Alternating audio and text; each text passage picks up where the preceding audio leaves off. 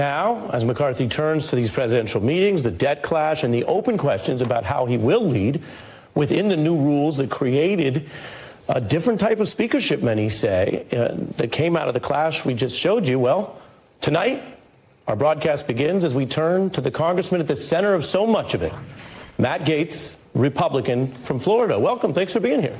Oh, it's good to be back. Been a few years. Been a little while. So people have seen you there. We look at the new rules. First question, what do you think you or the Republican caucus are now achieving under these new rules?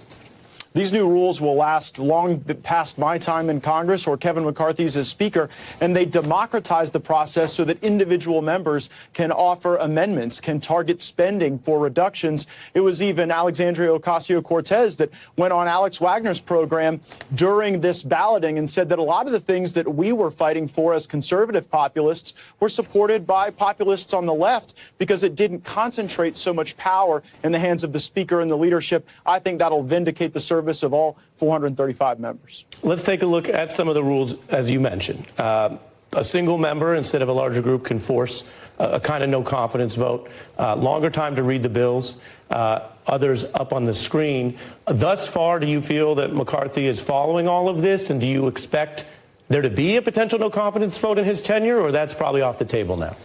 I don't expect it, though, of course.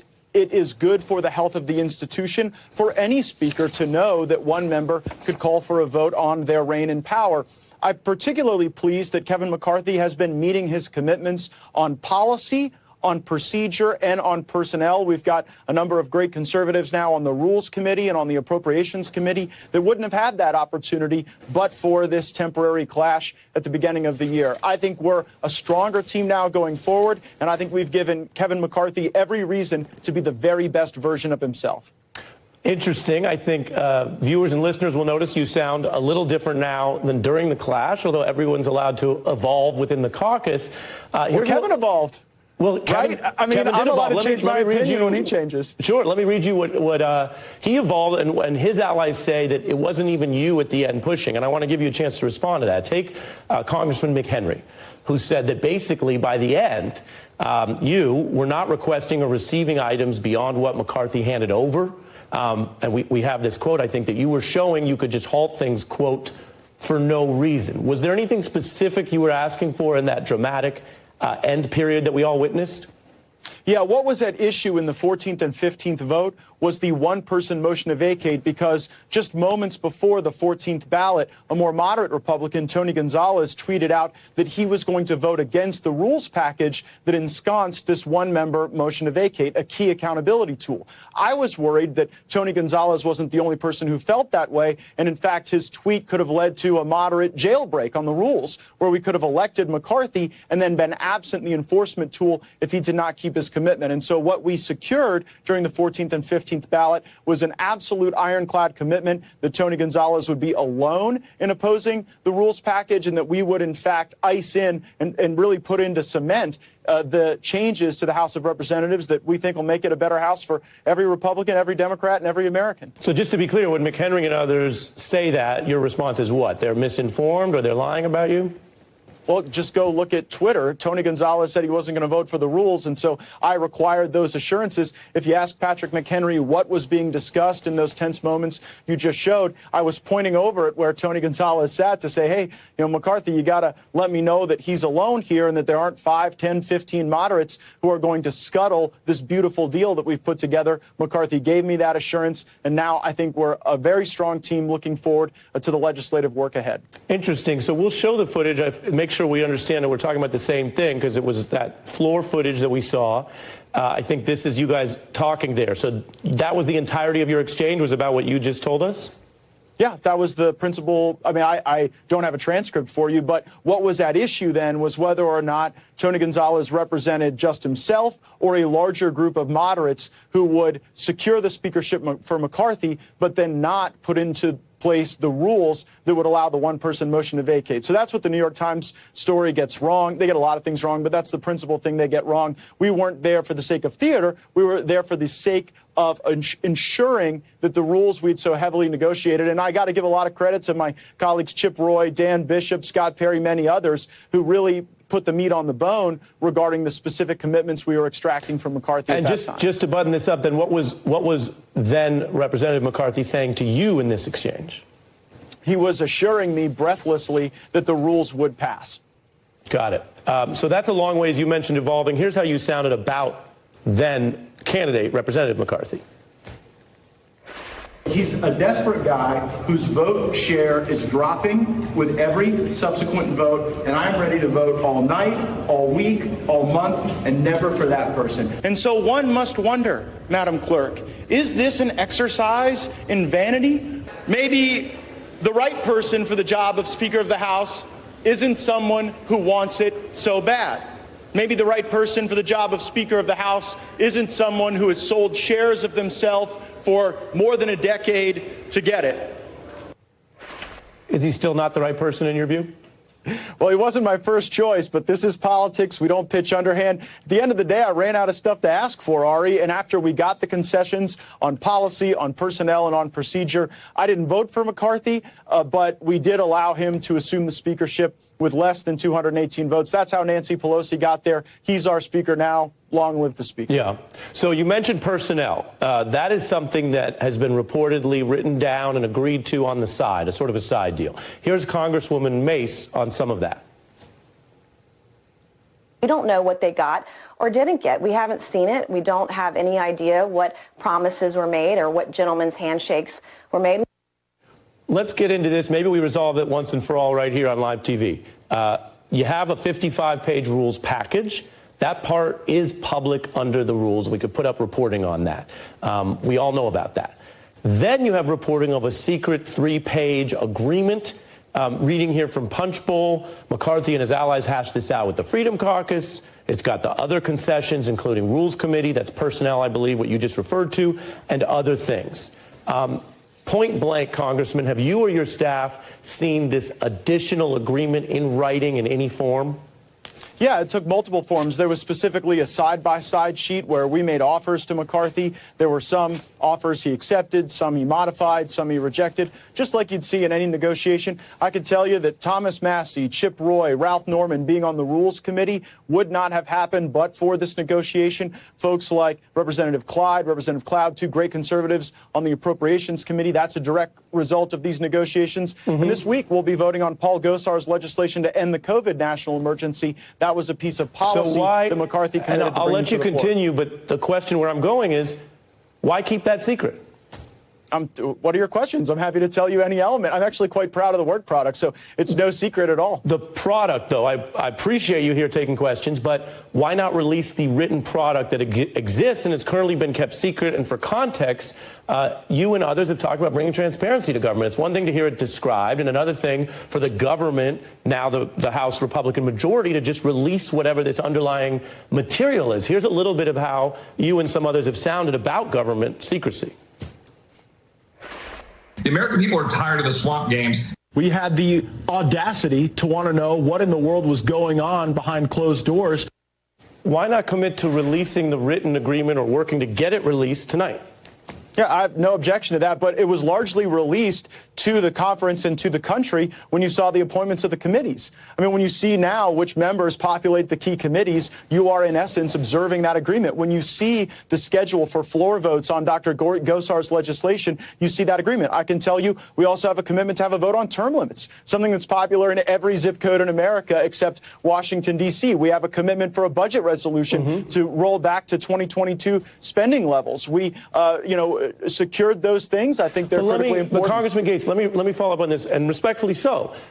What it sounds like you're saying is some of the ingredients of this are you're saying coming out, and everyone, the public, the voters, your constituents in Florida, should take your or the government's word for it. And that's really different than releasing a dated piece of material that explains what are the four corners of what your colleague, Congresswoman Mace, and others have called a secret agreement. In other words, I take your point. By the way, fact check true. Term limits are really popular for a lot of reasons. A lot of concerns, left, right, center, about people who stay in office forever. But again, why not have, and you guys were driving this, why not have you and your colleagues who negotiated it just release what was agreed to at the time in writing? Again, I have no objection to that. I don't know that I still have a copy because we were able to resolve a lot of these things with committee appointments, with the floor schedule on the votes, and with the passage of the rules package. Remember, that was the thing that McCarthy originally said was his red line. He said he would never go to a one-member motion to vacate. He said that to me directly. But to his great credit, he ultimately agreed to that. The thing you say you're proud of and that you won, you just didn't keep a copy of? I know it, Ari. I'm here telling it to you. It's the release of the January 6th footage, the 14,000 hours. It's the legislation we've discussed. There's no grave secret. There's no big reveal coming later. You can see in the people, in the rules that we've passed, and in the bills that we've scheduled for votes that this is our Republican plan, and I'm really proud of it. I wanted to get your answers on all that, and it's all, I think, very interesting, and you may have made some news saying you're open to it coming out. Maybe someone who does have a copy will release it. You can imagine anyone in government, whether it's someone at the SEC or FBI or in a different party, if they said, take my word for it, we don't need to release it, you might say no, then Speaker Pelosi. By the way, that's what the FBI tells us all the time when we ask questions on the Judiciary Committee. I don't. The question is, do you sound like the FBI? But they don't FBI describe it for us. Well, no, the difference is I'm describing to you all of the elements and features of the deal. You are describing your version of it, and I appreciate that. That's why we're having a colloquy, as they say, in your branch of government. I guess if you prefer someone else's version, you should invite them. I'm telling you my version. We want the evidence. You also said on the record you didn't keep the copy. Okay. I want to turn to something else really interesting that came up, and you mentioned January 6th in the committee. There was this meeting at the White House on December 21st where you discussed Jan 6 strategy, whether Pence would take some sort of unconstitutional action. Reporting said it lasted several hours. What did you advocate in that meeting at the White House in December 21? Nothing. I was seeking to understand the process because this was unprecedented. We expected that Senator Hawley would be joining House objectors, and we didn't know whether that would result in one unicameral debate, if the Senate and the House would retire to their respective chambers to debate, who would preside over those various debates, how people would be recognized. So it was a very friendly meeting. Vice President Pence was there. Vice President Pence, in fact, encouraged the debate. He said the debate was something that needed to happen, and he laid out his plans to entertain that. Unfortunately, violence and riots really obstructed the work that we wanted to do to have a substantive debate on election integrity. Did you hear anything in that meeting that you considered unconstitutional or illegal? No. Okay. Then why, after that meeting, did you seek a pardon for yourself and others who attended that meeting? That's been misreported. What I've suggested is that there were various groups of people that President Trump was considering pardoning for a variety of reasons. And I was very involved in a number of pardon negotiations. Some of those were granted, like the Blackwater Four. Some, went a different direction, like Joe Exotic. But in that particular discussion, there was nothing that emerged where anyone sought a pardon. I will say, we see a Department of Justice that seems to be pretty weaponized against we can do both, people. But just to be clear, you're denying that you sought a pardon for yourself? Yes, that's correct. Here's some of the under oath testimony from Trump insiders, and I know you've maintained a strong relationship with Donald Trump, but basically, we've got multiple people, the director of White House presidential personnel, who's a Trump loyalist, lawyer Eric Hirschman, Cassie Hutchinson famously. We could put this up. They all testified under oath that you specifically requested a pardon. And I'll play a little bit of the sound on this. Here was the lawyer out of these three discussing it in testimony. Take a listen. The general tone was we may get prosecuted because we were defensive of the president's positions on these things. As broad as you could describe. From the beginning, I remember he's from the beginning of time up until today, for any and all things. He mentioned Nixon, and I said Nixon's pardon was never nearly that broad. That's some of the testimony. To give you the benefit of responding, since I have you here tonight, here's what some others said in the hearing. MTG discussing just generally that meeting, and then others describing that. Take a listen. Said we've got to have a meeting. There's many of us that feel like this election has been stolen.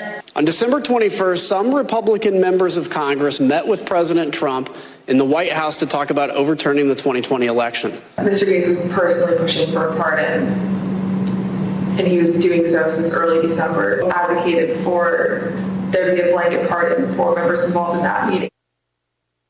I want to give you the benefit of responding to it, but I also want to take this process seriously. So respectfully, you have individuals who are not known to be coordinating in any way. They all have their own counsel.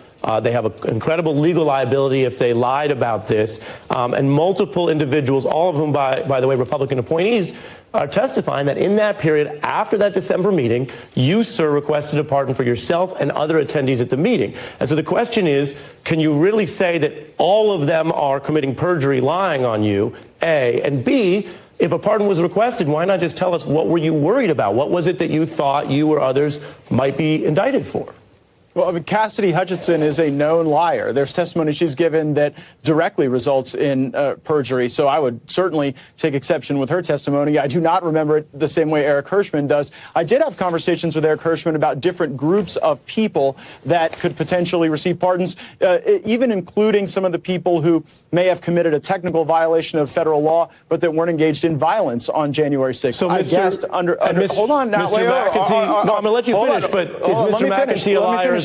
And yes, no, you may finish. Well, I had a lot of conversations with Mr. McAtee about pardons for other folks and different groups of people. Whether or not some lawmakers would have fallen within those groups, I think, could be debated and discussed. But when it comes to, was I asking something specifically for me and only me under those circumstances, the answer would be no. Did you advocate a pardon for other lawmakers to Mr. McAtee or others? No, there were discussions about pardons for President Trump, his family members, his allies, and presumably members of Congress could have fallen in that group. But there was nothing in the January 21st meeting that would have resulted in any need for a pardon because we had Mike Pence there. He was present for the meeting. He was friendly and I think very accommodating to our request to just know information about how the floor would play out that day. Most of the floor action in Congress is very scripted. This was going to be unprecedented, and we wanted to make sure we understood how he intended to proceed from a procedural posture. Well, Vice President Pence's attendance doesn't cancel out if somebody tried to plan or conspire or attempt a crime any more than Donald Trump is under investigation in Georgia for calling an elections official, and the allegation is potentially that he was conspiring and that person was resisting. I mean, if Pence was right, resisting... But Mike Pence wrote a book about all the things that he objected to that were a pressure campaign against him, and this January 21st meeting does not make an appearance in that book. And so I think it shows you that Pence did not view this as some sort of criminal pressure or some sort of attempt to view things differently. We obviously now know, with the benefit of time, that Mike Pence took a different view than some of the people who attended that meeting, and if that was some source of criminal behavior, I think you'd be hearing from the vice president that that was the case. But of course, it was more about process, and that's why it wouldn't ever have been the subject of a pardon request from anyone. The process, though, was still trying to overturn the lawful election of President-elect Biden. After the courts have been exhausted and after, of course, the Electoral College had voted, you and others, of course, then voted not to certify. I'm curious for us to understand this, as you are sort of charting this period, as you say, you have influence in the caucus and you say you're going to try to work with Kevin McCarthy and everything else. I'm curious, what's your basic bottom line position on what happened on January 6th? Those folks who stormed the Capitol at least shared the goal that you identified, which was to overturn the election results. When they stormed the Capitol, did you view that as well? You welcome them because you guys share the same goal, or how did you view it? No, of course not. Our goal was to have a debate and a discussion. And it's really interesting when your network talks about this, you never seem to reflect on the fact that Jamie Raskin and Jim McGovern and Benny Thompson, all Democrats, were offering their objections to Trump electors. Matter of fact, the last Republican president to be sworn in absent some sort of Democrat objection to their electors was George Herbert Walker Bush. And so this is not some, circumstance where we were trying to overturn an election. We wanted to have a debate about election integrity. Vice President Pence agreed that debate would be helpful, and we were there on the 21st to discuss how the debate would go. When they stormed the Capitol, your view was what of them? My view is that was a terrible day, and I completely oppose political violence. I love politics, but I'm not much for violence. So if this thing becomes violent, I'm not going to be very good at it for very long. So I have no love for anyone who would strike another, harm another for the sake of politics like that. So, Congressman, let's take what you just said seriously. You referred to the coverage of this, the network, and you referred to what we might call the legislative history or the precedent where there have been, as you accurately note, there have been certifications challenged before. But you voted to do that after you and others were run out of your place of work because of the Trump fans that Donald Trump summoned to Washington. We know how they got there. We know what they did in the morning. We know that Mr. Eastman and others wanted them to be a part of the pressure campaign to overturn the election. And so while you mentioned history, none of those other votes, of course, took place after a violent insurrection. And so let me ask this the clearest way possible. And again, I appreciate you coming on and taking the questions. But if you're going to take them honestly, sir, do you not see how doing that after those people came in with the Trump flags, attacking police, where's Nancy, where's Pence, the person you met with, Vice President Pence, was targeted for assassination by those people. Members of your caucus and the other party, who cares what party, targeted, run out of this place. And you had to come back under the threat of violence and try to hold that. That voting then in common cause with them against certification, do you not see how people of good faith, including Republicans, if you want to be political about it, view that as different and a tacit support for part of what they did that day, that it's different since you did it right after the violence? No, I would reject that premise. I am in no common cause with people who engage in political violence. I am against it explicitly and have been consistent on that point. I think what would have been really unfortunate for my constituents and a betrayal of my constituents is if I would have let a violent act or a riot change the vote that was an informed vote based on some of the concerns that I had about the election. So, again, we didn't do anything different than Democrats had done, not only once, but literally for every Republican since George H.W. Bush. Well, I mean, they were objecting to George W. Bush's win over John Kerry. Well, they were objecting to. So I wasn't going to change my vote. Obviously, sir, you're going to conduct yourself however you choose. I acknowledge some of the things you said that are rooted in history. I don't know if you can acknowledge what I just said, which is that it was different than those examples because you just had a actual now convicted sedition insurrection. That's the difference. Well, I don't think that my vote should have changed because of violence. I think when we start changing our votes based on violent acts, that's not what you're I'm actually saying. going to invite more violent acts. But that's not what I'm saying. What I'm saying is that what were usually small and somewhat ceremonial or what we call message votes in Congress sometimes looked very different that night. And I guess you're saying you don't even see or understand why it could look different.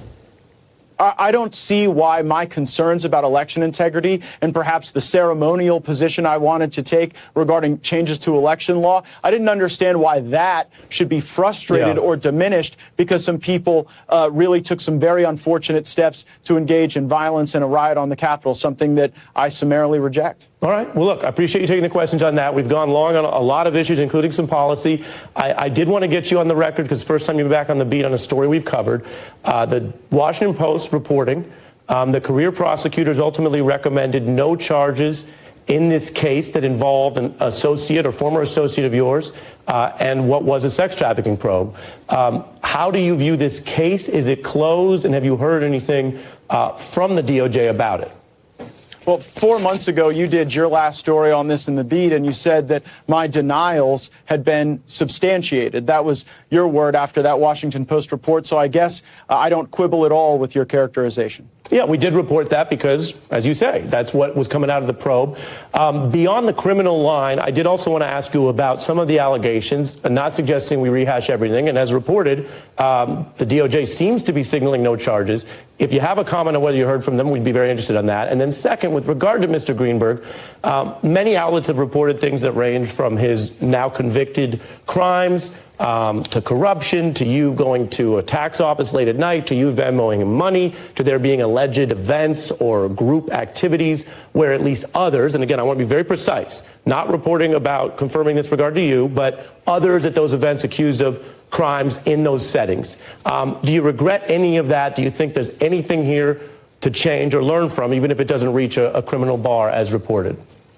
Well, a lot of the things you mentioned as to me are not true. And of course, again, I've made those denials consistently. You even indicated that those denials have been substantiated. Do I regret any association with Mr. Greenberg? Absolutely. And I had to be candid with my constituents that it would be fair for them in this last election to judge me based on that association. But I hope they would judge it alongside all the other work that I've done for them. And they reelected me with overwhelming vote shares, about 70% of the vote in the general election. So I do regret that. It's an association I shouldn't have had, and I am going to be a lot more careful about my associations going forward.